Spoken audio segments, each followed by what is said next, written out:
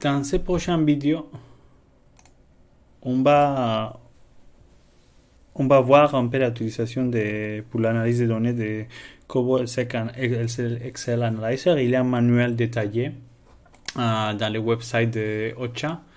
Donc, si tu vas chercher Data Analyzer Manual and Humanitarian Response, tu vas trouver les télécharger ici. Ok, c'est en anglais et en français. C'est très détaillé.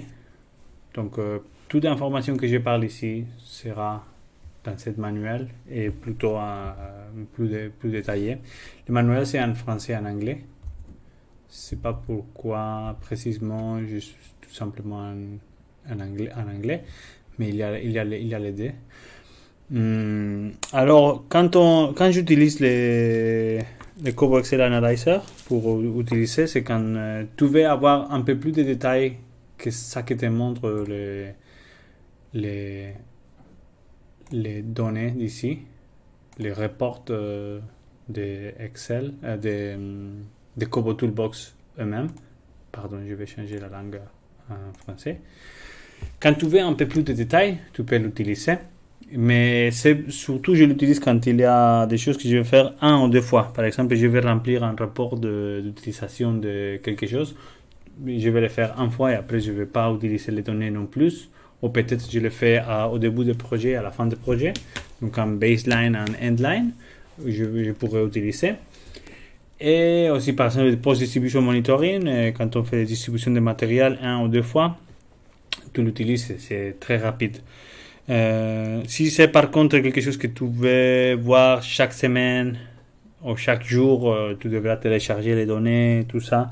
C'est un peu plus moins intéressant peut-être de l'avoir dans les Cobo Excel Analyzer. Ouais, comment on va télécharger les données? On va aller dans notre projet. Et dans les projets qu'on veut télécharger, on va sélectionner. Et après, on va donner téléchargement, comme on a vu déjà dans les anciennes vidéos, et analyseur Excel. On va faire New Export si tu as des nouvelles données. Comme ça, c'est pas le cas ici, je vais utiliser tout simplement celui qui est déjà créé. Tu vas télécharger, tu vois, la taille c'est 1 méga quelque pour un petit rapport il y a 33 soumissions. Donc ça veut dire que c'est un archive lourde, seulement parce qu'il y a beaucoup de data, même s'il n'y a pas beaucoup de données dans les soumissions, parce qu'il y a beaucoup de choses qui rentrent dedans Cobo Collect Analyzer, Excel Data Analyzer. Donc quand elle ouvre, tu le vois comme ça. Donc qu'est-ce qu'on va faire? On va activer les modifications pour être capable de changer les choses. Ça prend une petite minute quelquefois.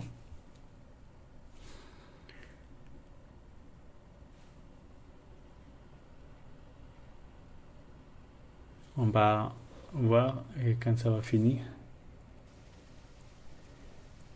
Ok. Et maintenant, on peut changer les choses dans les fichiers. La première chose qu'on va faire, c'est aller à l'onglet config.